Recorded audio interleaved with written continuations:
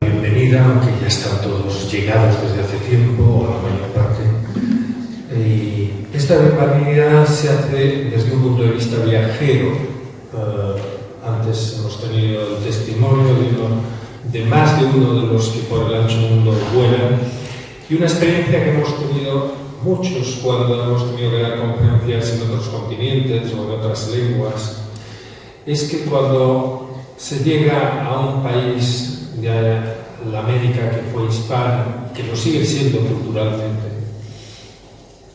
país que sentimos rápidamente como propio, porque enseguida uno se siente en casa, cosa que rara vez ocurre cuando uno va a Alemania, desde aquí, a dar una conferencia, o al Reino Unido, o a otros países de otras lenguas y comunidades. Ya no diré qué ocurre cuando uno va a otros ambientes en otros lugares de África o de Asia. ¿Por qué digo esto? Porque nos guste o no, los bloques, los grupos de sintonía funcionan, lo vemos como la Commonwealth. A nosotros se nos hace rarísimo que los australianos sigan teniendo a la reina de Inglaterra como representante. O lo mismo sucede con otros países. Pero eso no es lo relevante es que hay todavía una unidad, que esa unidad, aunque sea en parte simbólica, también lo es comercialmente y lo es culturalmente. Nuestra unidad cultural es evidente.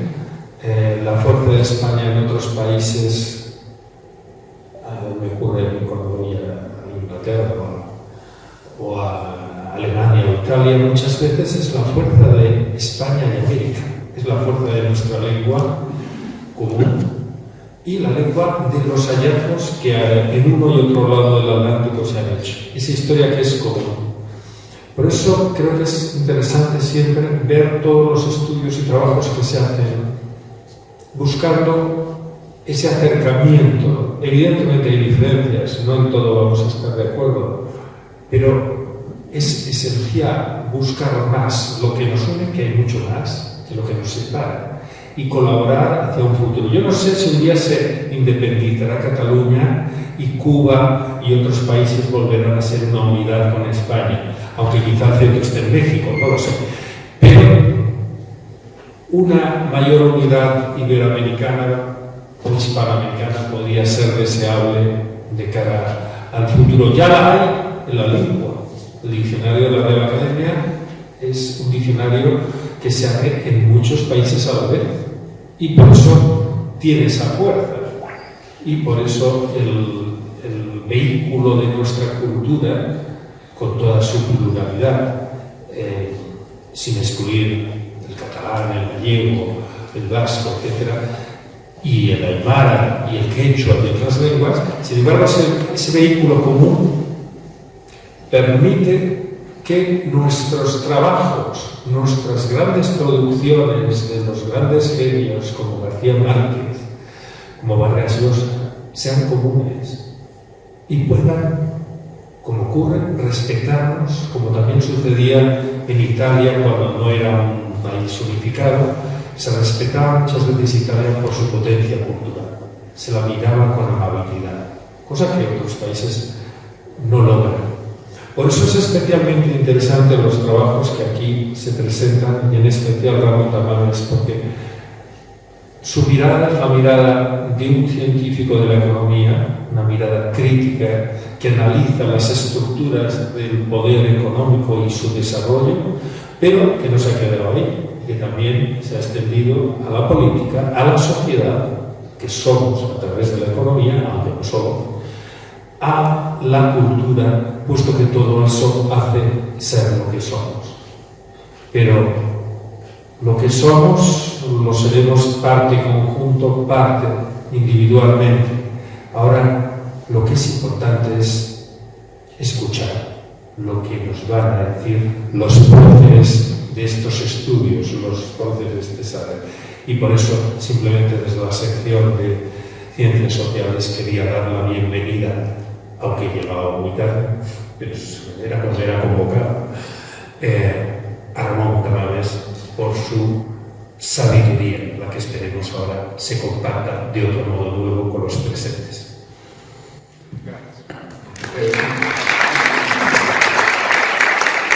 Pues muchas gracias a Ilia Galán Díez, que es presidente de la sección de Ciencias Sociales del Ateneo de Madrid, y yo soy el presidente de la sección iberoamericana, y nuestra vicepresidenta en la otra esquina, a Milagros López Salvador Díaz.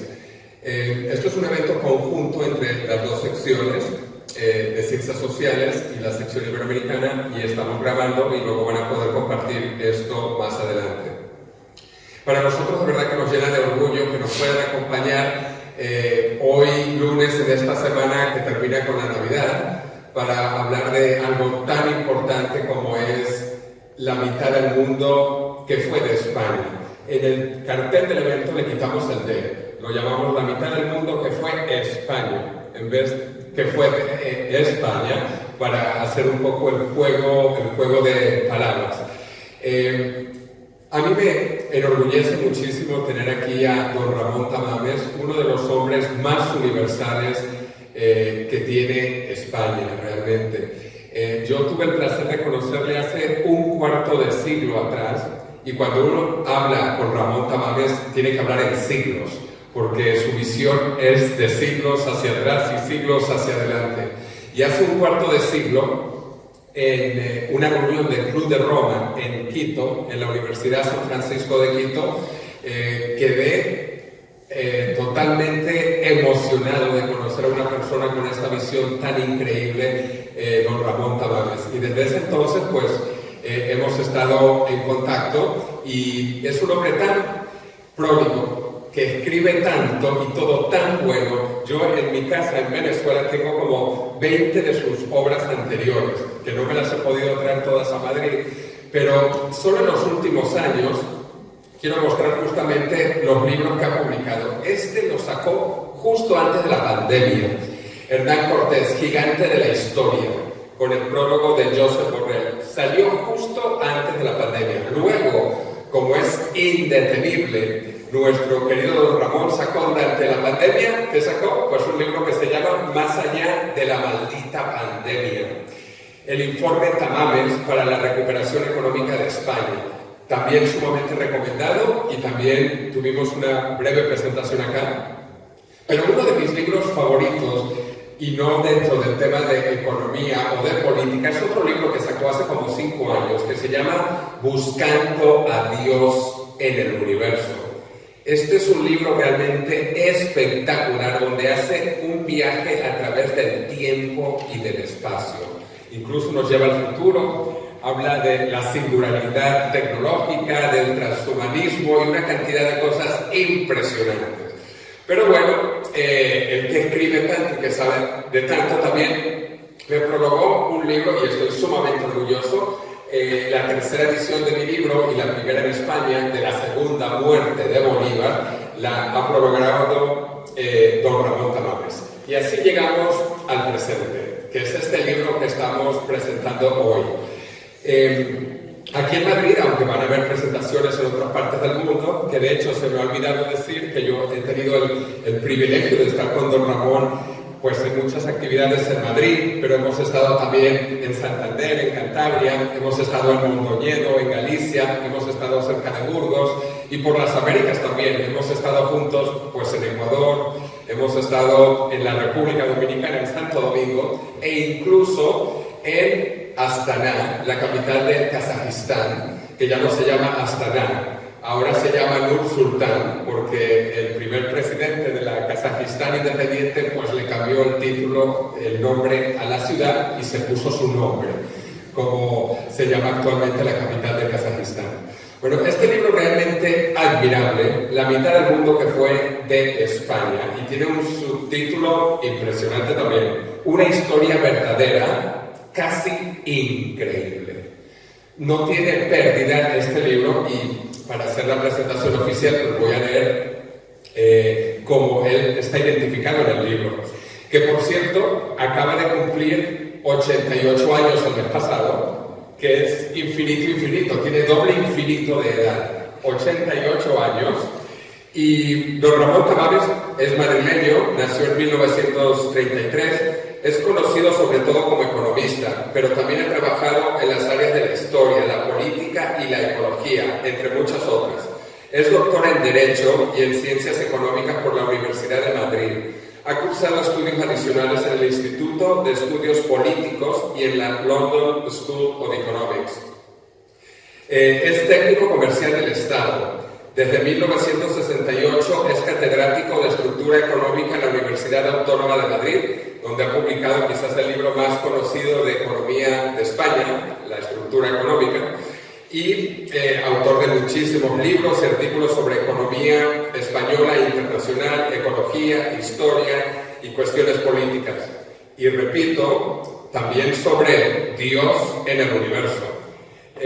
Un paréntesis aquí, don Ramón, en este mismo salón de actos, por el tiempo de la Primera Guerra Mundial, una reunión de masones discutieron si Dios existía y Dios perdió por un voto. Pero bueno, seguimos aquí ya antes de escuchar a nuestro querido y admirado don Ramón Tamames. Ha sido además consultor para las Naciones Unidas, el Banco Interamericano de Desarrollo y muchas otras instituciones nacionales e internacionales. Es cátedra Jean Monnet de la Unión Europea desde 1993, premio Rey Jaume I de Economía en 1997 y Premio Nacional de Economía y Medio Ambiente en el 2003. Entre 1977 y 1981 fue miembro del Congreso de los Diputados y es firmante de la Constitución Española de 1978. No la de la Pepa, de los españoles de ambos hemisferios, pero bueno, de la más reciente Constitución Española. De hecho, yo creo que es de los pocos firmantes que tenemos todavía el orgullo de contar con nosotros. Es también ingeniero ad honorem de Montes y agrónomo por la Universidad Politécnica de Madrid. Desde 2013 es miembro de número de la Real Academia de Ciencias Morales y Políticas de España. Autor de varios libros, solo para mencionar unos pocos: La República, La Era de Franco, Una idea de España, Hernán Cortés, Gigante de la Historia, y repito, mi favorito, Buscando a Dios en el Universo. Y además, Ramón Tamames es un viajero asiduo de las Américas y el Pacífico. Ha dictado conferencias en Nueva York, San Luis, La Habana, Santo Domingo, México, toda Centroamérica, Panamá, en las capitales de Sudamérica, así como en Sydney, Canberra, la Polinesia Tailandesa, Tahití. También Astana, falta Astana, Nur Sultán, como se llama ahora la capital de Kazajistán, y ha trabajado en instituciones iberoamericanas como INTAL, ALAN, la Asociación Latinoamericana de Libre Comercio, el Pacto Andino, y es doctor honoris causa de las universidades de Buenos Aires y Lima. Y ya para terminar y darle la palabra a nuestro ponente de lujo, esperemos que se gane el premio Princesa de Asturias. Así que un gran aplauso y la bienvenida para don Ramón Tamames.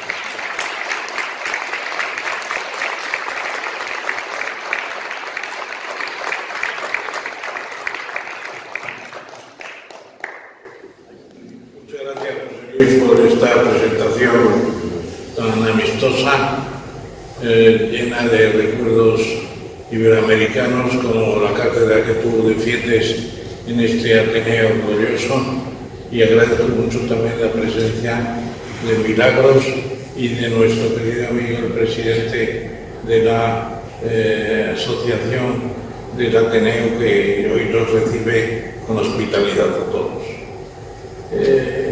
Yo querría evocar muchos temas, pero en relación con este libro, que no voy a hacerles un resumen ni cosa parecida, pero sí exponer una serie de tesis que se defienden en el mismo. Empezando por recordar que es uno más de los trabajos que se han publicado recientemente en la revisión de la historia de España, sobre todo su fase más universal, los siglos XV a XVIII en ultramar. Trabajos como los de Elvira Roncabarea o de Marcelo Puyo, o bien los de el propio Victoria desde Colombia, Pablo Victoria, o Borja Cardelús en España últimamente con una exposición impresionante en el local de ocio y cultura El Matadero de Madrid, etcétera, etcétera. Son trabajos importantes, en mi opinión, que anuncian algo y estamos detrás de ello, aunque con dificultades de todas clases, claro. Un encuentro de historiadores de España y de las Américas, de los historiadores hispanohablantes, para ponernos, no de acuerdo, pero sí para conversar y discutir sobre el momento histórico en que precisamente todo lo que fue esa historia universal de España está en tela de juicio. Desde hace mucho tiempo con la leyenda negra, pero en los tiempos recientes exacerbado incluso por los mandatarios de las presidencias de las repúblicas que con su ignorancia y su mala fe en muchas ocasiones están hablando de lo que no saben y tergiversando la historia que tenía que explicarse con mucha claridad. No es una historia dorada ni es una historia de leyenda blanca, pero no es la leyenda negra, es otra cosa muy distinta. Y afortunadamente yo creo que tenemos un primer enlace que se está gestando, como he dicho, no sin dificultades. Es la Universidad Autónoma de México, que se fundó en 1550 y tantos y que cambió de nombre, pero al final Vasconcelos, el prócer mexicano, fue el que le dio el nombre definitivo en principios del siglo XIX y mantiene la hegemonía cultural, por así decirlo, en el primer país hispanohablante del mundo, que es México, con sus 130 millones de hispanohablantes. Tenemos previsto una conferencia en Madrid en la primavera del año que viene y en México en septiembre del mismo año, si el tiempo y las vicisitudes epidémicas lo permiten. Pero ya está puesto en marcha de una manera casi solemne en la Casa de México y también en la Real Academia de Ciencias Morales y Políticas. Yo querría, precisamente al tenor de ese trabajo de las dos orillas del Atlántico, ese trabajo de historiadores y no de falseadores, de pseudo-indigenistas, de personas que buscan el deterioro de una historia que resplandece en muchos aspectos y que en otros ha sido incluso criticada por los propios españoles. No me refiero solo a Montesinos y me refiero solo a el padre de las casas, sino a otros muchos que han sabido criticar, pero al mismo tiempo valorar. ¿Por qué un título así, La mitad del mundo? Pues porque es realidad. El verdadero reparto del mundo no es, por así decirlo, el de Yalta. El de Yalta es la cortina de acero que dijo el propio Churchill, el telón de acero que reparte Europa oriental y Europa occidental después de la guerra. No es la división del mundo. Y tampoco lo fue el encuentro de Alejandro y Napoleón en Tilsit, que repartieron también efímeramente por unos meses, poco más de unos meses, el espacio europeo que se discutía. El verdadero reparto del mundo y la primera globalización es la de los portugueses y españoles en el caso del Tratado de Tordesillas 1494, después de las bulas papales de 1413-1493 que Alejandro VI había dictado para las tierras descubiertas y las que se descubran en el futuro después del primer viaje de Colón a favor de los reyes católicos. Recordemos entre paréntesis que Alejandro VI era de origen español neto, de la región levantina de Valencia, y era el segundo papa español de la misma familia, los Borgia, que dijeron en Italia para los Borgia nuestros. Por lo tanto, la mitad del mundo no es un eufemismo, ni es una especie de muñir una grandeza. Fue la mitad del mundo. Y algunos dicen, te equivocas porque se tomó posesión de los puntos claves, de los más poblados. Y además en 1600 se traza una línea de decir el imperio ya no puede crecer más. Esa era una conciencia global.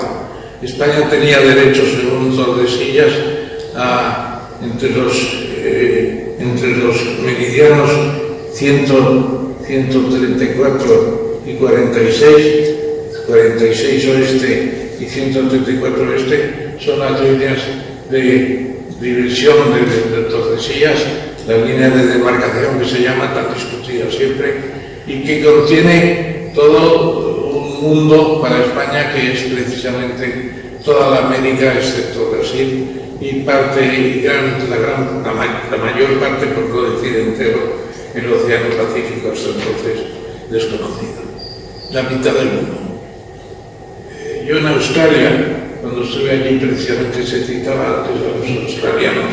En el Museo Marítimo de Sydney di una conferencia sobre estos temas y me decían, qué pena que los españoles no se instalaran aquí.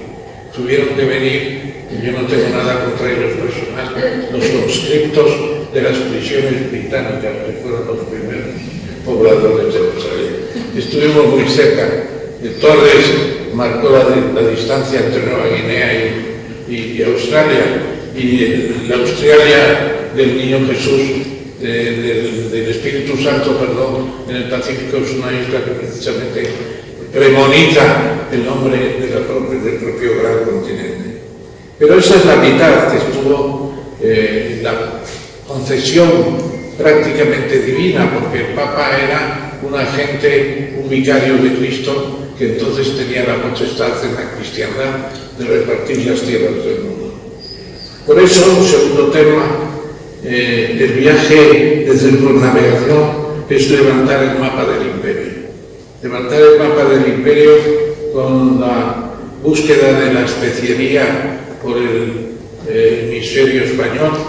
Magallanes, Elcano es el autor de la idea de dar la vuelta al mundo ya en el retorno después de Magallanes. La idea tampoco era de Magallanes, se remonta a Fernando el Católico, que desplaza ya a sus navegantes hasta el Río de la Plata, y muchos están en ese pensamiento de llegar por el hemisferio español y retornar por el mismo hemisferio, cosa que el propio Magallanes se dio cuenta ya en Filipinas antes de morir, de que su viaje técnicamente era un fracaso, porque la distancia era mucho mayor. Había 10.000 kilómetros más en la esfera terrestre en el mapa real que en el mapa de Toscanelli que habían utilizado Colón y que utilizó el propio Magallanes. Había 10.000 kilómetros más de distancia, no se conocía el Océano Pacífico, se consideraba una extensión del Océano Índico, y la sorpresa fue mayúscula. Por lo tanto, podemos concebir ese viaje de circunnavegación como un auténtico mapa del imperio que abarca medio mundo, la mitad del mundo, la América entera, cuya magnitud se empieza a conocer entonces, y luego la magnitud del Océano Pacífico. Y se crea las bases de lo que se va a llamar The Spanish Lake, que no es una ironía, es un nombre en habla español que tiene a un lado una formación asática que empezó con las Molucas, siguió con Formosa. Son muy pocos los españoles que saben que Formosa durante 16 años en el siglo XVII fue española, por así decirlo, y luego las Filipinas, la orilla asiática, la orilla americana desde California hasta la Tierra del Fuego. Por lo tanto, ese mapa queda creado, y ese mapa es el que se va a intentar mantener durante nada menos que 4 siglos de historia. Hoy nos parecen casi ciclos del Imperio Romano o de los imperios asiáticos del principio de la historia antigua. Se puede decir que Portugal tuvo una parte ya mucho más conocida. La India era conocida desde el tiempo de Alejandro Magno, y no fueron conquistas, no se encontraron civilizaciones como la azteca o la inca, no se encontraron territorios de esa grandeza, sino factorías portuguesas establecidas desde la India hasta el estrecho de Malaca y una parte de lo que es Indonesia.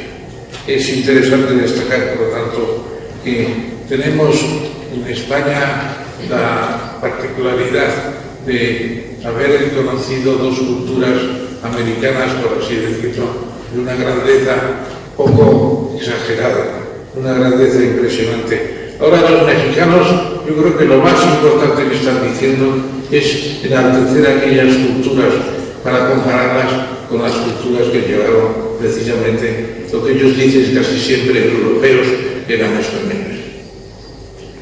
Podemos decir que esa grandeza de las culturas se apreció desde el principio. Se apreció desde el principio y se puede decir que hubo errores en el trato de las civilizaciones que se encontraron, especialmente los indios del Caribe, los taínos, sufrieron porque vivían en el paraíso. Vivían en el paraíso, no sabían lo que era trabajar. Al llegar los españoles y trabajar en las minas, a trabajar en toda la agricultura que impusieron desde el principio, los taínos fueron pasando a la historia como etnia que sucumbió. El modelo de población, en cambio, es muy distinto ya en México, en Perú y en otras zonas. Se puede decir que la conquista de dos civilizaciones avanzadas tampoco es la destrucción de las mismas. Hay que leer, por ejemplo, el trabajo que ha hecho la UNED de lo que fue la Nueva España. Es sencillamente impresionante. Se mantuvo la República de Tlaxcala durante 3 siglos, de la España del virreinato, la España virreinal. 3 siglos de independencia prácticamente de los españoles que recurrían a ellos para recobrar nuevas zonas de conquista. Los tlaxcaltecas, que luego pasaron a ser el Estado traidor dentro de la Federación Mexicana. Se puede decir que hubo repúblicas de indios como la que quiso crear y creó en parte Vasco de Quiroga siguiendo la utopía de Tomás Moro en Michoacán. Se crearon ciudades verdaderamente indígenas, pueblos indígenas. Había más autogobierno de los indígenas en el caso del virreinato que posteriormente en la República todo queda planchado por el rodador jacobino de la igualdad, y también es cierto, lo veremos después, de la enseñanza del español como base de unión en medio de zonas de descubrimiento, como el caso de México, que llegó a contarse hasta 110 nacionalidades solamente en el Valle Central. Hay que tener en cuenta otro tercer elemento, que son las alianzas. Las alianzas habría sido imposible la conquista sin las alianzas. Hernán Cortés, en su camino a Tenochtitlán, consigue la alianza de los toconocos con el llamado cacique Gordo, que es su primer aliado, de origen maya, y después hace lo propio en Tlaxcala, después de una matanza para evitar ser acabados precisamente en una conspiración de los tlaxcaltecas que había anunciado precisamente Malinche, que entendía su lengua. Se puede decir que Malinche, doña Marina, es el nombre oficial de los españoles, pues se incorpora a la conquista como el primer aliado de Hernán Cortés. Incluso ha llegado a decirse que no era intérprete solo, que sabía lo que pasaba mejor que el propio Cortés y que muchas de las acciones fueron emprendidas precisamente por su decisión. Me parece que en ese sentido se están pasando algunos intérpretes, se están pasando, vulgarmente dicho, se está pasando de rosca y retirándole el protagonismo a Cortés, que lo cual es totalmente sin sentido. Se puede decir que no es la defensa de un español obnubilado, es lo que decía Adán García, presidente de Perú por 2 veces. Pizarro tenía razón, porque llega a un Perú donde encuentra la lucha civil entre Atahualpa y Huáscar, y encuentra la lucha, la guerra civil que aprovecha como la aprovechó también Cortés en su enemistad de todas las nacionalidades mexicanas contra la alianza de los Tucuba, los de Tenochtitlán y los de Texcoco, que era la triple alianza del Valle de México que dominaba prácticamente la totalidad. Y precisamente aprovechando esa enemistad se organiza la contienda. Sin la ayuda y la inteligencia diplomática habría sido imposible y eso se reconoce en todos los libros e incluso ya algunos consideran que fue una guerra de indios contra indios conducida en parte por los propios españoles que aprovecharon la situación. Al final es cierto que se impone la estructura española, aunque sea con un gran respeto en muchas ocasiones de las instituciones que fueron masacradas después de la independencia de los países hispanoamericanos. Se puede decir que ahí hay una situación única que Vasconcelos trata de sintetizar, diciendo que al final aliados e invasores se van a unir en lo que él llama la raza cósmica. Por lo tanto, tenemos tres cosas. La mitad del mundo definida, el mapa del imperio establecido, la conquista de unas dos civilizaciones avanzadas con las alianzas. ¿Y qué sigue a continuación el modelo de Cortés? El modelo de Cortés se puede decir que se impone a través de su relación con Pizarro. Hay un autor español que ha publicado recientemente un libro sobre Hernán Cortés y en él trata de retirar lo que es, a su juicio, un predominio histórico indebido del propio Cortés. Es cierto, hay una división entre el caso de Pizarro y el de Cortés. Pizarro era el tío de Cortés, su sobrino le escuchó atentamente, perdón, su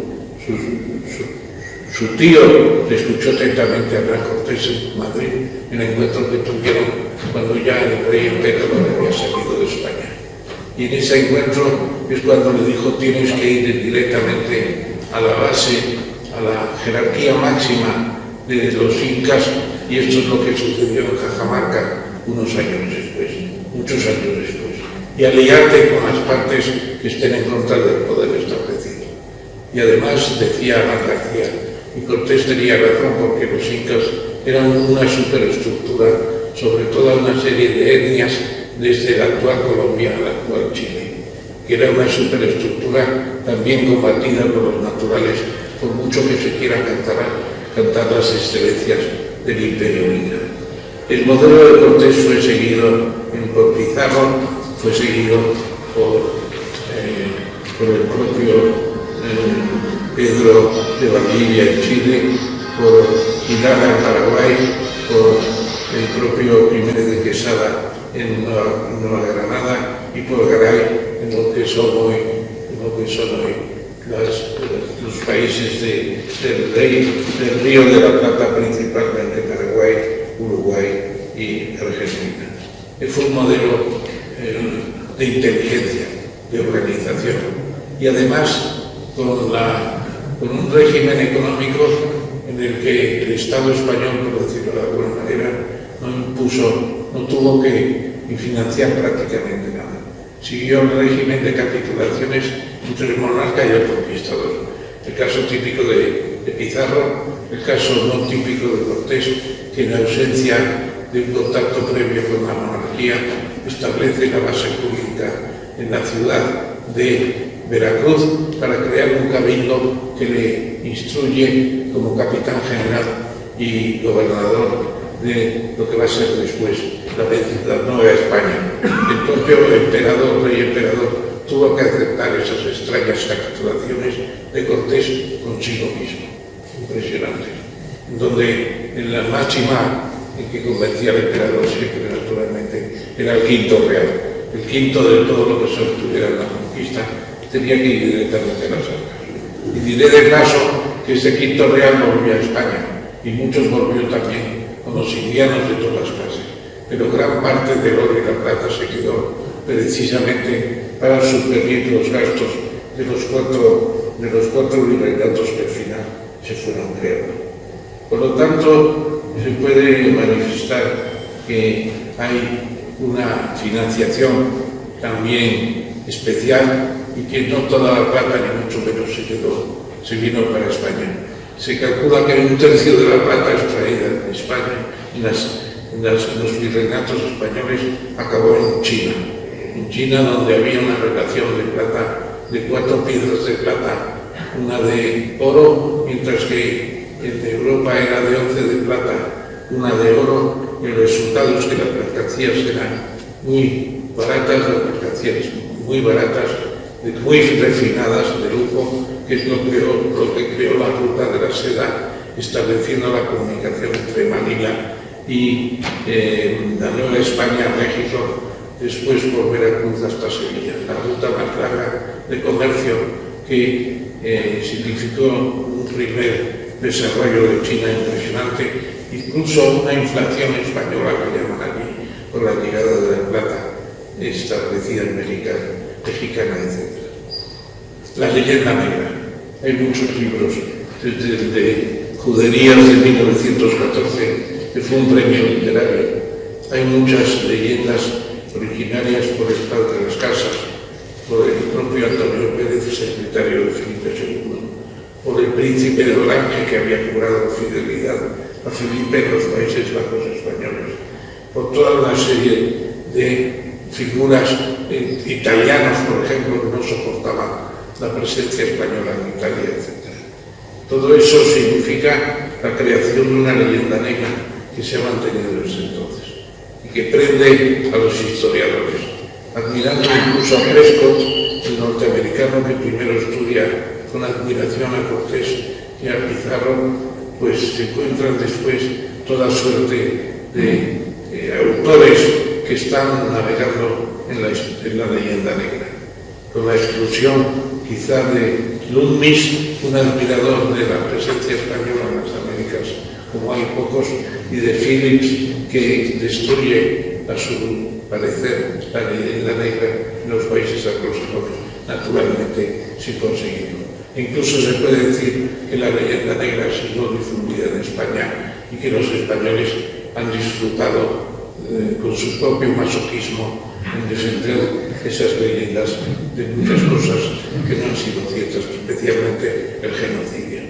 El genocidio es el país que preconiza el mestizaje, el país que considera que los matrimonios que en Estados Unidos se autorizaron ya en el siglo XX entre distintas razas se bendicen desde el principio. El país que establece los primeros hospitales, que fija las primeras escuelas, las universidades que funcionan, etc. Y que además el mestizaje se ha estudiado posteriormente, es posible, por un colapso de la población aborigen, por la invasión, digamos, microbiana que llevan los europeos. Esa es la verdadera caída de la población, que con el aumento de la población por la entrada de europeos se forma el mestizaje. En el libro La historia verdadera de la conquista de la Nueva España del Castillo, se dice de un tal Álvarez que durante 3 años que estuvo al servicio de Cortés legalizó 38 hijos que tuvo durante esa época.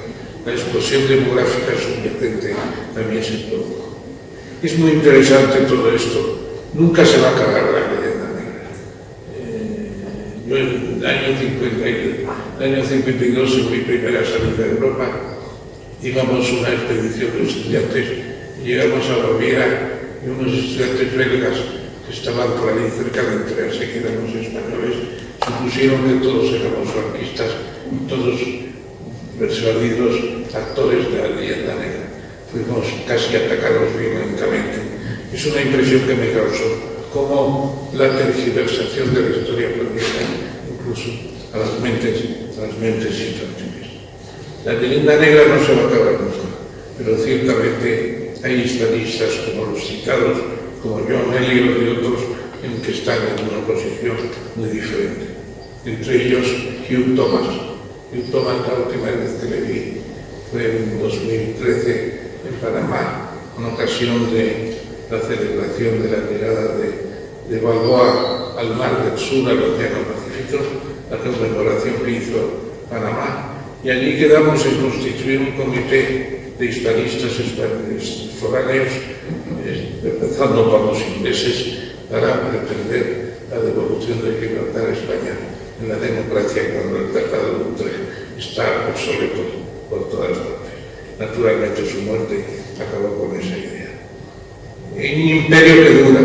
Se dice que fue un imperio de dudosa gobernanza, que es un imperio siempre con precariedad, y eso no es cierto.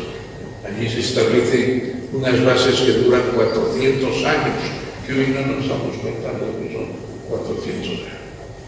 Yo tengo 88, casi 4 veces y media eso. Es una vida muy larga de un imperio, solamente comparable a los del caso de Roma en Europa, donde estuvimos nosotros precisamente casi 600 años desde los primeros llegados de la Europa italiana. Además es un imperio que dura a pesar de tener enemigos por todas partes. Francia intenta hacerse con América Española atacando precisamente la Florida como vía de entrada en una actuación que fracasó. Inglaterra en Cartagena de Indias en 1741 contra Blas de Lezo intenta lo mismo con una flota mayor que la Armada Invencible y con más hombres. Es el caso también de Escocia. Escocia, envidiosa de Inglaterra, quiere establecerse en la América Española, en la América Central, monta 2 expediciones sucesivas con tal fracaso económico-financiero que los diputados de Edimburgo, para salvar la cara, planean y consiguen la unión con Inglaterra, que el pueblo les echa a la cara. La base de un derecho de devolución, de poder independizarse otra vez, que está en el estatuto del caso de Escocia, según decidió Tony Blair durante su mandato. Incluso se puede decir que los españoles, podría decir algún personaje fantástico, impidieron o frenaron la entrada de los rusos en América, porque los españoles que subían desde California fueron los que pararon precisamente a los rusos que bajaban por Alaska. Todo eso se intentó. Al final, que quedó en manos foráneas del imperio? Apenas Jamaica, Trinidad, algunas islas más en el Caribe, algunas posesiones temporales que fueron definitivamente conquistadas en la batalla de Pensacola, cuando España incluyó ayudó a los Estados Unidos bloqueando la entrada de los refuerzos británicos por el Mississippi controlado y por el sur de los Estados Unidos nacientes. Todo eso es interesante saberlo. No fue un imperio fácilmente mantenido, solo se destruyó por los criollos, por los hijos de los españoles. No fueron los indios los que se levantaron. De ahí la frase de que los indios conquistaron América y los españoles dieron la independencia. Ese fue el caso total en el caso de México, y en Ayacucho, que se está estudiando ahora el verdadero funcionamiento de la batalla, fue precisamente quizá un acuerdo entre los ayacuchos españoles que querían volver a la patria y los que se quedaban allí. Fue una guerra civil montada por criollos, fundamentalmente, con la base, naturalmente, de la ayuda de Inglaterra en la destrucción del Imperio Español, que no podía haber conseguido de forma directa. Olvidaba precisamente que los ingleses quisieron posesionarse de Uruguay y Argentina, y que Liniers, el nuevo virrey del Río de la Plata, consiguió echarnos al mar a todos. Todo eso es posible, hemos visto la mitad del mundo, el mapa del imperio, hemos examinado también la conquista, las alianzas, las situaciones derivadas del modelo Cortés, de la Cortés, o la leyenda más negra, y también lo que fue la duración del imperio. ¿Por qué? Porque había una administración. Los 4 virreinatos sintetizan esa administración. En México hubo 64 virreyes, uno repitió, Velasco fue virrey 3 veces, hermano a España en México, luego en Perú, cuando lo hacían bien en México pasaron a Perú, y por tercera vez volvió a México. 21 años de virrey, entre otras cosas porque de hecho funcionaban porque había una cosa que se llamaba el juicio de residencia, que al final de su mandato tenían que pasar por una investigación de lo que habían hecho. No tenemos ahora los juicios de residencia, lo que sí tenemos son muchos escándalos sobre la marcha. Humboldt, que en realidad fue un becario del Imperio Español, se despidió formalmente de Carlos IV cuando salió para su viaje célebre, dice que la administración era la mejor que se conocía entonces. Y México capital, la consideraba la capital del mundo, estaba poblada de museos, de teatros, de auditorios, de sociedades científicas, etc. Un legado único que se refleja en los trabajos de la UNAM, pero no en tantos trabajos como sería necesario. Hay un legado arquitectónico, universitario, hospitalario, económico, un desarrollo económico formidable. Cuando vino John Maynard Keynes a Madrid en 1930, ya empezó la Gran Depresión, y al dar una conferencia en la residencia de estudiantes, dice: la gran revolución financiera es el siglo XV-XVI y la hace España. En España el desarrollo europeo no habría sido posible porque faltaba liquidez, faltaba dinero, la producción de plata era muy menguada. La llegada de la plata hispanoamericana es la que induce ese crecimiento que, por cierto, a nosotros nos llega en una proporción mucho menor. Y voy terminando porque estamos ya en Navidad, que prácticamente no hay por qué prolongar demasiado estas intervenciones. Yo diría que el resumen de la situación se planteaba también al principio de esta sesión por nuestro querido representante de la reunión, es el idioma. El idioma, que son 600 millones ya prácticamente de hispanohablantes y que el propio Bolívar consideraba como la base de la unión de una América después de salir los españoles. La América que fue española, decía Bolívar, nunca habló de América Latina, que es un invento de Napoleón III para que la invasión de Maximiliano y los franceses fuera considerada como una cosa europea más amplia que España, naturalmente pensando en retirar a España su importancia en América Latina. Hoy la palabra latino ya se emplea como si fuera una raza especial que no tiene nada que ver con la nuestra, a veces se dice así. Hay que respetar los nombres de latinoamericanos, pero ¿por qué no empleamos la palabra iberoamericano o hispanoamericano para la literatura, etcétera, etcétera? Es una concesión demasiado fácil. Es caer un poco en la leyenda negra y decirles que es un invento francés de Napoleón III y que también hubo intentos de acabar con la lengua española. Sarmiento en Argentina quiso hacer un idioma propio o incluso pasarse al francés, pero hubo la reacción desde dentro. Andrés Bello, venezolano nacionalizado, chileno, es un gran gramático que impulsa la unión de las lenguas en Iberoamérica, incluso antes de que las academias se puedan unir, hace 70 años, etc. Ahora se celebra.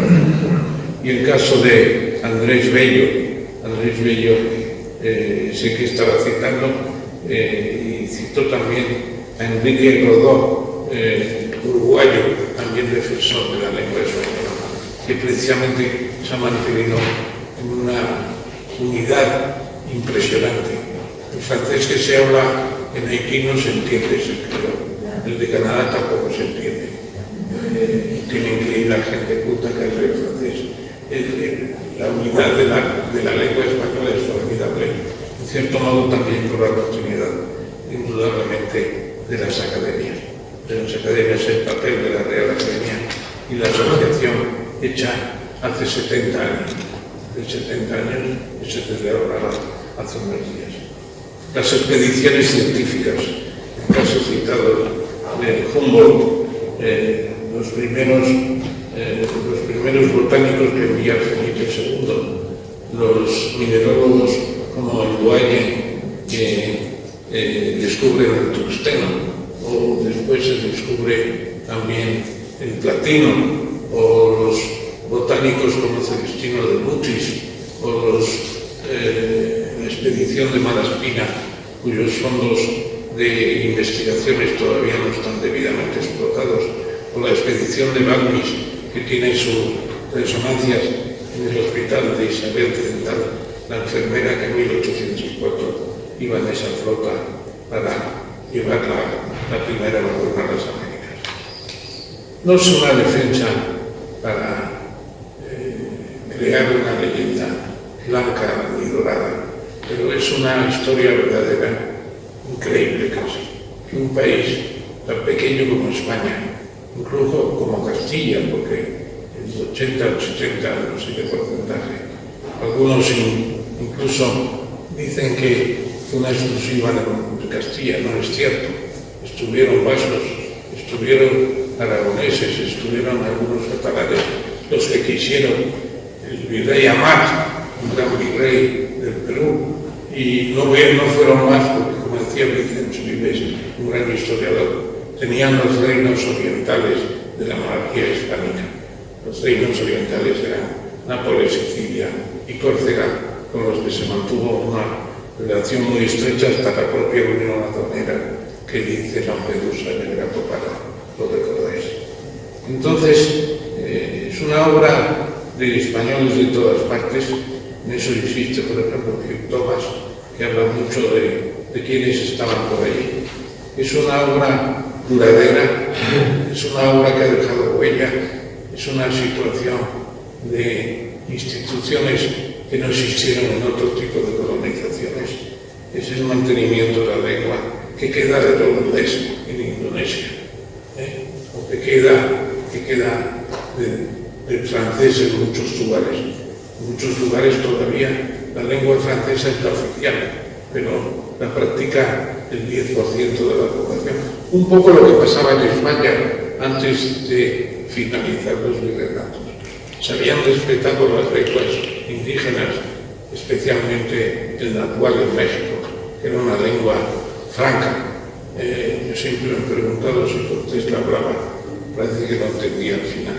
Pero lo que quiero decir es que fueron las repúblicas independientes las que para hacer país tuvieron que adoptar el español como instrumento de homogeneización. Ahí queda todo eso. En 1812, Flores Estrada, diputado, economista por las Cortes de Cádiz, dice aquello: nos marcháis, podemos estar juntos, la Constitución va a ser para todos. Desgraciadamente, Fernando VII impide esa situación y la guerra es inevitable y la separación después y del medio. Incluso la de 1898, en medio de un patrioterismo insoportable que desconocía la propia realidad. Tiempo después, yo creo que los españoles tenemos que dar más énfasis a esta parte de nuestra historia, no para hacer españolismo ni cosa parecida, sino para sentar las bases de un conocimiento verdadero de lo que fue una historia verdadera, casi increíble. Muchas gracias.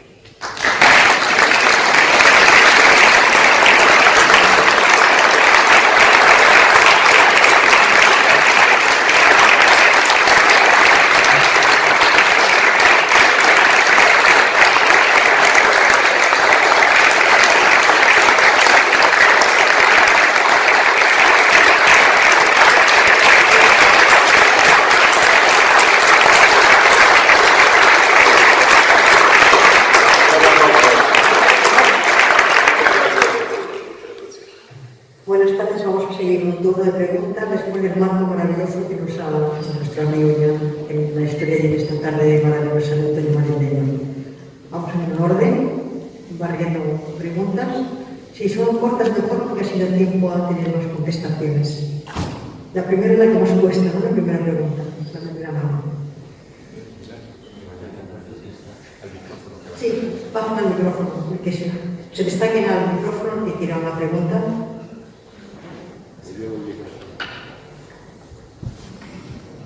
Ha sido una lección tan magistral que a veces la primera pregunta parece una apostillado, ¿no? Pero conociendo mucho a Ramón, sabemos que siempre está abierto a las opiniones, a las palabras de los alumnos que ha tenido siempre.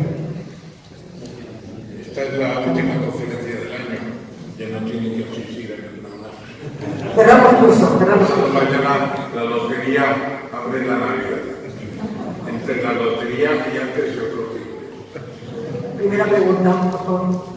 Hola, buenas noches. Miren, mi nombre es Marieli Suárez, yo soy hispano-venezolana. Yo soy madre de uno de los estudiantes que está aquí asistiendo a esta conferencia tan importante. Mi pregunta particular es: ¿qué hemos fallado los españoles? Que las jóvenes no conocen nuestra historia, no conocen la historia de España y no pueden vivirlo con orgullo. Esa es mi pregunta. La pregunta exacta, ¿cuál es? Repítenosla. O sea, ¿cuál ha sido la responsabilidad o qué cree usted que ha pasado que los jóvenes españoles no conocen su historia, no están orgullosos de su historia? ¿Cuál ha sido la responsabilidad que no? Me refiero en general en toda la sociedad. Yo estudié en Venezuela, yo tengo 25 años viviendo en España. Y yo conozco la historia de mi país a partir del descubrimiento y nosotros lo vemos con orgullo. Mis hijos y las generaciones que tienen 20 o 30 años, creo que no estudiaron la historia como fue realmente. Ahorita está muy denostada, que es lo que, y por eso hay tanto interés ahora por no blanquear la leyenda negra, sino por darle valor. Esa es mi pregunta, porque ¿en qué cree que hemos fallado las instituciones?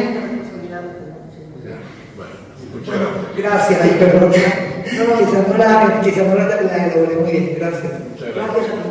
Yo a veces cuento una historieta que me sucedió sobre el conocimiento de la historia de España, y los que me hayan oído ya que me lo disculpen.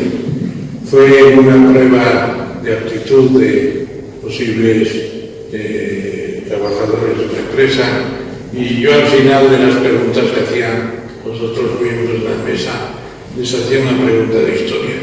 Y a uno le pregunté, a uno o a una, no me acuerdo, le pregunté: ¿qué me puede usted decir de Godoy? Dice: Godoy era un rey godo. Y ya para el hombre levantarle la moral por si tenía otra mejor respuesta, le pregunté: ¿y Azaña? ¿Qué me dice usted de Azaña? Dice: Azaña, un guerrero de la independencia. Digo: señor, tiene usted una cultura onomatopéyica. Bueno, el desconocimiento de la historia es total. Cuando celebramos hace el año 14 el bicentenario de la muerte de Prim, yo hice una prueba personal un día que no he comentado a nadie. Por 10 personas, las 10 primeras personas que salí por la calle de mi casa, de forma naturalmente amable, me acerqué a las 10 personas para preguntarles quién era el general Prim. No lo supo nadie. Y supo general Prim, lo sabe muy bien Emilio de Diego, que está aquí con nosotros, luego ya vimos. Fue quizá el hombre más importante de la historia de España en el siglo XIX. Podría haber cambiado todo. Bueno, pues, ¿por qué es esto? Tampoco ha habido un conocimiento en el pasado, no crean ustedes que hemos tenido una decadencia del conocimiento de la historia. El desconocimiento ha habido siempre, pero ahora en el discurso, o mejor dicho, en la repartición del tiempo para la historia, pues le queda lo mínimo. Es una pena porque se pierde la autoestima. Sin embargo, en el ADN de los españoles, cuando se habla de las Américas o se habla de la conquista, siempre queda algo por dentro. Yo no sé qué por fórmula de impregnación hemos tenido, pero algo dentro. Es lo que llama en Centro Europa, a mí me lo dijeron en alemán, en Colonia, cuando estuve estudiando alemán, decían: Stolz wie ein Spanier, orgulloso como un español. Bueno, pues esas frases que quedan en el Centro Europa. de la historia de España del siglo XVI. Segunda pregunta. Sí, por favor. Primera, después para las dos detrás. Sí.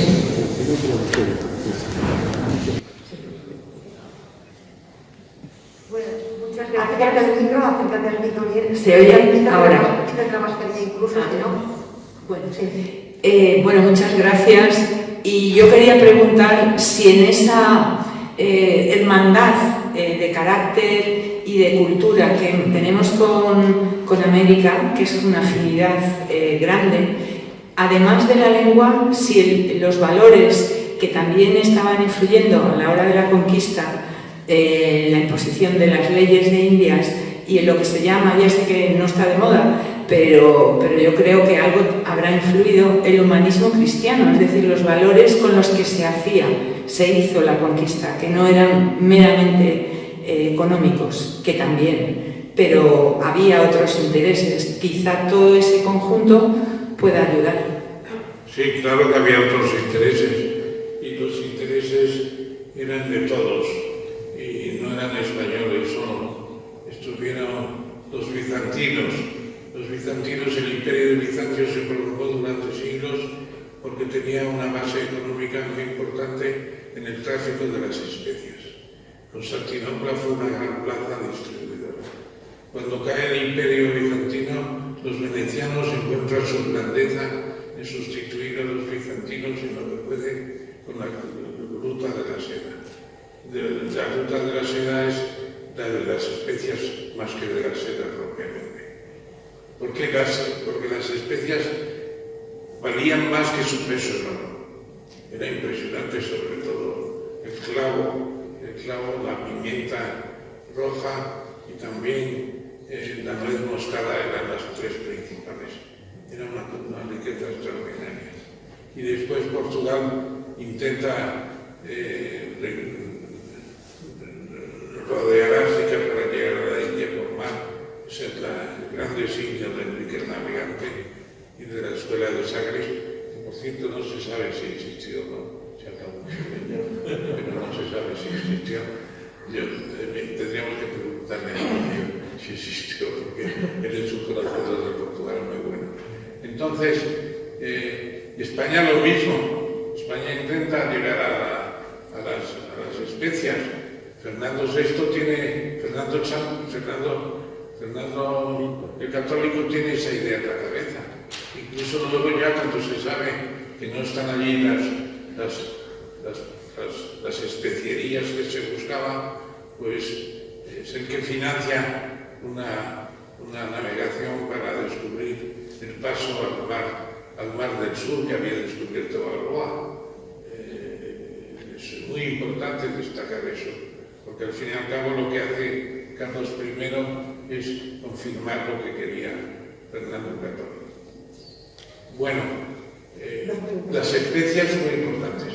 Y después, como no se encuentran especias, la plata y el oro. Y la plata y el oro, primero, las reservas de plata y oro que están en la vida de los indígenas, como por ejemplo lo que pasó en Cajamarca, con la detención de Atahualpa y Cortés, o mejor dicho, Pizarro, que marcó con su espada el punto donde tenía que llegar el mundo. Luego la plata de las minas de Zacatecas, de Potosí, etc. Y ya la gran riqueza de plata es la de la minería española, que en esos momentos es la más avanzada del mundo. Y naturalmente, y luego lo que hay que es el afán de gloria, el afán de pasar a la historia, de cumplir los sueños de los libros de caballerías. Están llenos las 7 ciudades de Cíbola, El Dorado, la fuente de la eterna juventud. Esas son las ensoñaciones, la ensoñación del comercio y la conquista de China que tiene Felipe II, etc. Hay muchas cosas, y el oro fue una parte importante, y las especias inicialmente habían sido la obsesión europea muy antes de que España entrara en esta carrera. Y las dos preguntas, la primera está más cerca. Sí. Sí, por favor, la pregunta. Yo tengo dos preguntas, si me permite. Detrás, no, una pregunta que levanta la mano. Tú eres de la escuela, ¿no? Sí. La primera es para usted. ¿Cuál es el episodio de la historia? ¿Cuál es el episodio de la historia de España que más le puede interesar a usted? El episodio que más me interesa. El episodio de la historia nuestra que más me interesa.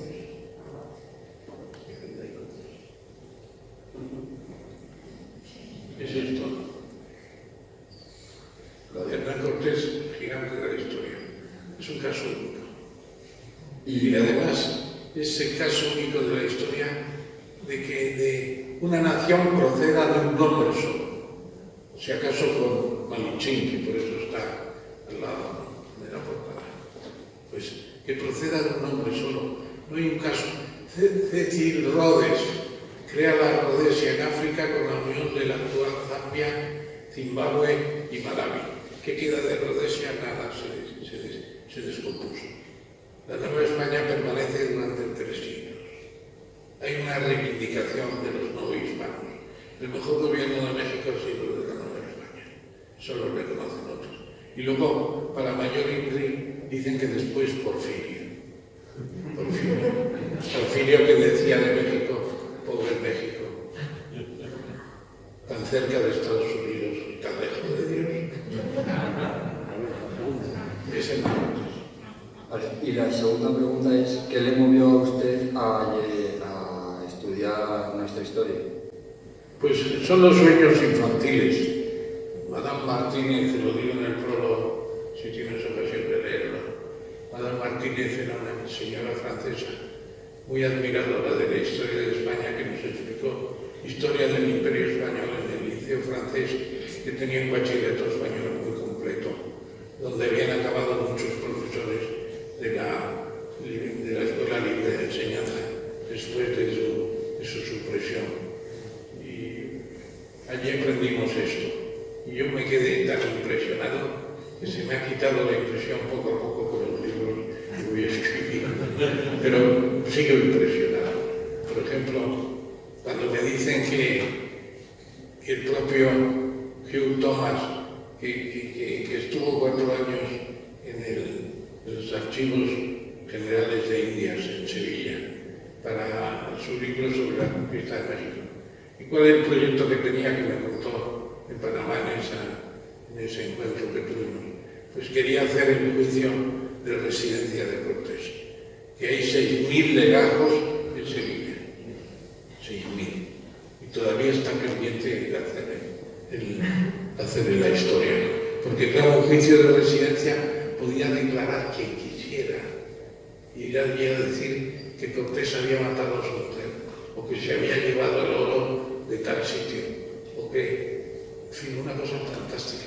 No hay nada parecido ahora de la vigilancia que había a la vuelta de la Chinguera. Algún virrey volvió encadenado, naturalmente. El primero de ellos, el propio Cristóbal Colón, que era un traficante de esclavos. No le están echando las estatuas abajo porque descubriera América, como se dice coloquialmente. Es que trajo 500 esclavos del Caribe que tuvo que liberar al día siguiente la reina Isabel a tocar tierra. No quiero decir con esto que armemos una contra Colón, que al final acabó de dio a España jamás en la grandeza. Muchas gracias. Ya. Déjale a tus compañeros. Otra pregunta, por favor. ¿Había pedido una detrás también? Sí. Gracias, por favor. ¿Qué tal? Buenas tardes. Buenas tardes. Yo soy Mónica Parramón, soy farmacéutica, pero me gusta muchísimo la historia y estoy estudiando al final del siglo XVI. Mi pregunta es sobre idiomas, sobre el castellano, sobre el español. Cuando se va a América se tiene muchísimo respeto por las lenguas nativas y tengo 3 ejemplos. Felipe II nombró el náhuatl lengua oficial. Por ejemplo, los franciscanos, muchos de ellos fueron políglotas, tenían seguramente mucha paciencia, transcribieron lenguas nativas y hay muchas gramáticas antes que a lo mejor la inglesa o que la alemana. Y por último, los jesuitas, cuando van a Perú, primeros jesuitas que van hacia América, estudian quechua y es 1560 en esa época y lo estudian en Sevilla, no lo estudian allí. O sea, había un respeto y un intento de conocimiento y sin embargo el español se extiende por todo el continente. ¿Cuál es el secreto del éxito del castellano en esa extensión tan enorme? ¿El éxito del español, del idioma español, la unificación de que todo el mundo hable el mismo idioma? ¿Cuál es el secreto? Fíjate que en Filipinas pues se hablaba el español seguramente por el 10% de la población.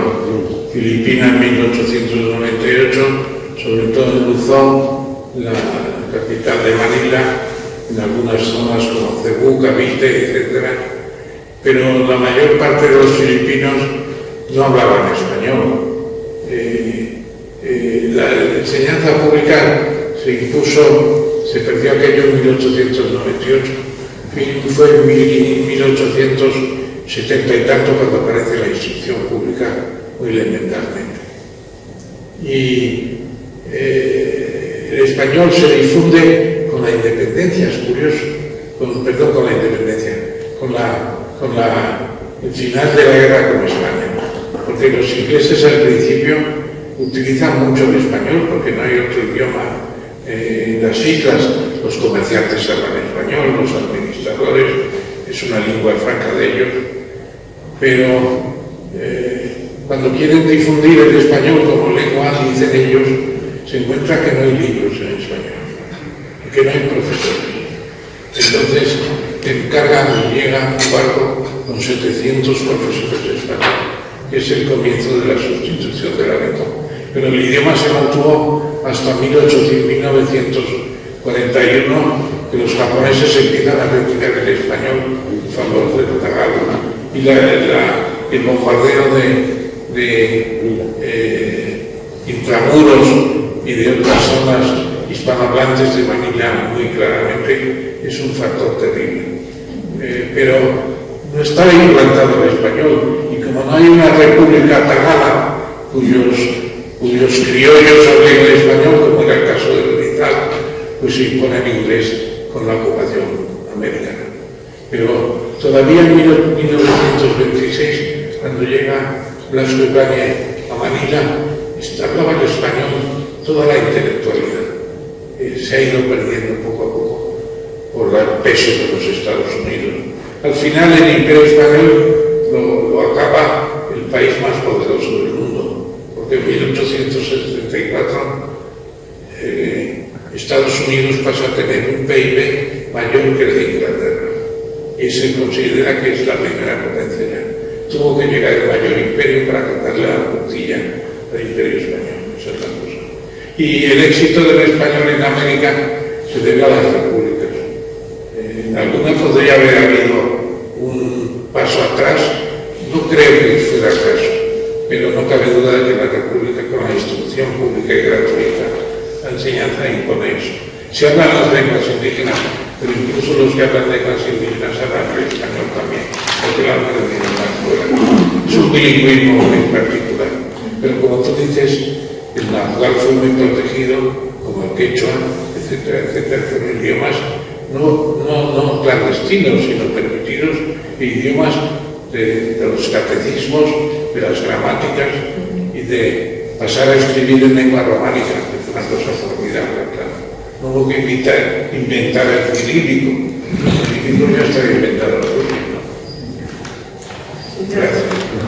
Está en la línea al final. Sí. Finiquitando. Sí, ya acabamos.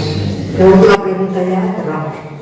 Tenía razón la persona que ha salido antes, que por lo menos 100 años antes que la francesa y que la gramática inglesa se dieron, 100 años antes. Quítate la careta y sí. Las precolombinas. Perdón, soy Eduardo Zorrilla y quería hacerle una pregunta. Eduardo Zorrilla.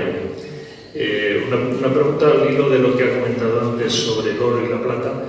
El oro y la plata. El oro y la plata, si las acuñaciones españolas, sobre todo las de Iberoamérica, funcionaron en la práctica de forma global como una divisa de reconocimiento universal, con los contrasellos, los caracteres chinos, americanos, lo que fuera, y nada, la famosa anécdota del dólar, del símbolo del dólar viniendo de las columnas de Hércules. Yo no sé por qué no ha circulado más esa película que se llama España, la era de la globalización. Se ha parado un poco. España con primera mucha globalización. fuerza. Y precisamente allí en esa película me hicieron 3 preguntas. Y una pregunta es sobre eso. Y precisamente es el origen del dólar al que me voy a referir. Porque claro, la plata española que se acuña ya en las CECAS, que son las casas de la moneda de México, de Colombia, de la actual Colombia, quiero decir, de Perú, de Chile incluso, pero sobre todo en Perú, y porque Potosí de hecho estaba en Perú, aunque fuera aparentemente del Río de la Plata. Y en Potosí es la mayor acuñación de la moneda española del Real de 8. El Real de 8 que se llama luego peso fuerte y que es la moneda universal. Incluso los chinos ponen que los impuestos hay que pagarlos en plata y hay que pagarlos en reales, dicen reales de 8, los chinos. Por eso esa corriente de dinero de plata español a China con la contrapartida de las mercancías chinas, entre ellos el mantón de Manila, naturalmente, Manila de la zarzuela. Entonces, en 1790, Estados Unidos tiene un problema, que tiene 13 estados nuevos y cada uno tiene su propio dólar, que ya han tomado del dólar español. Pero como los acuñan cada estado el suyo, tienen diferentes pesos. Entonces, lo que hace Alexander Hamilton, que era el presidente del Tesoro americano, después de la Constitución ya, es en 1787 la Constitución, en 1790 el presidente del Tesoro, que es lo que Europa necesita, no tenemos tesorería todavía, tenemos la moneda pero no tenemos la tesorería. Entonces, se puede decir que Alexander Hamilton decide poner el patrón español en circulación como única moneda en Estados Unidos. Ya el dólar de Nueva York va a valer lo mismo que el de Kentucky, que el de Georgia, etc. Porque eran diferentes y además cada uno limaba la moneda para sacar el polvo de plata y llevársela. Y no había una moneda con otro peso igual a otro. Entonces él hace una muestra de 20 monedas, calcula el peso medio tal como estaba, y dicen en Spanish $1000, el dólar español acuñado es la moneda de Estados Unidos, el dólar. Y el dólar procede, la simbología de las 2 columnas, son las columnas de Hércules, son Ceuta y Tánger, por así decirlo. Y la leyenda que rodea las 2 columnas es la que lleva el plus ultra. Es decir, se toma del columnario, que se llama así, que es el Real de 8, de la moneda clave española desde el siglo XVII al XIX. En Estados Unidos se retira la moneda española en 1853 y en España había desaparecido en la Guerra de Independencia por esa ley de Gresham que dice la moneda mala expulsa la moneda buena. Y los duros son para representarse. Es eso. Muchas gracias. Gracias. Si hay una última pendiente, si no cerramos ya. Bueno, damos las gracias a nuestros profesores. Bueno, 2 últimas. 2 últimas cortitas. Sí.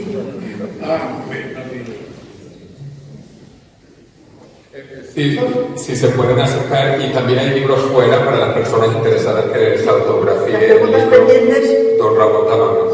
Sí, bueno, 2 más, ¿verdad?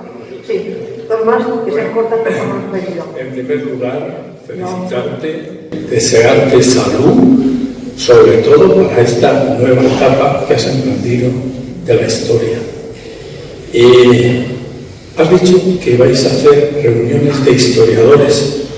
Oye, esto sea muy largo, que ya queda... No, entonces solo te hago una recomendación, que en esa historia, de verdad, veáis la historia de la ciencia española, nada más.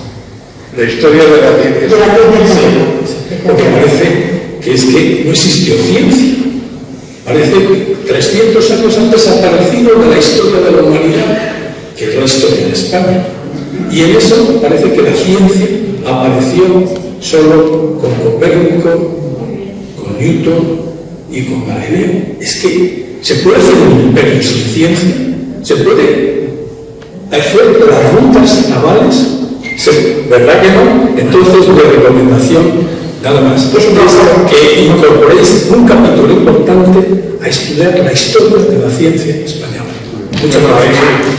Hay una publicación última de un autor que publicaba mucho en el país, y ahora se me ha pasado el nombre, está en la Real Academia Española, y este libro sobre la ciencia española, a mí personalmente no me gusta mucho el libro me parece que no tiene calor además, no tiene calor. Entonces, lo que sí querría decir es que hubo ciencia en botánica, en mineralogía, en medicina, en toda clase de cosas. Toda clase de cosas. Lo que pasa es que la leyenda negra se ha llevado mucho de eso también por delante. Pero España construyó pues decenas de universidades que permanecen, la mayoría de ellas. El Hospital de Jesús que creó Hernán Cortés es donde están depositados sus huesos, en el altar de la iglesia del Hospital de Jesús, que permanece allí. Los hospitales sucedieron lo mismo. La botánica, la mineralogía, decía, la medicina, la navegación. Bueno, los barcos que se hacían en Vizcaya y en Cantabria eran los mejores del mundo entonces. Bueno, y los libros de navegación eran libros españoles que se tradujeron a varios idiomas. Bueno, no vamos a hacer ahora la lista maravillosa, pero muchas cosas que habría que... Yo tengo en el libro un capítulo sobre las expediciones científicas, y esas fueron impresionantes. La suerte y salud. Si quedaba la última, por favor, quedamos la pendiente. Sí. Bueno, pues entonces cerramos ya de verdad. Damos las gracias otra vez a nuestro profesor.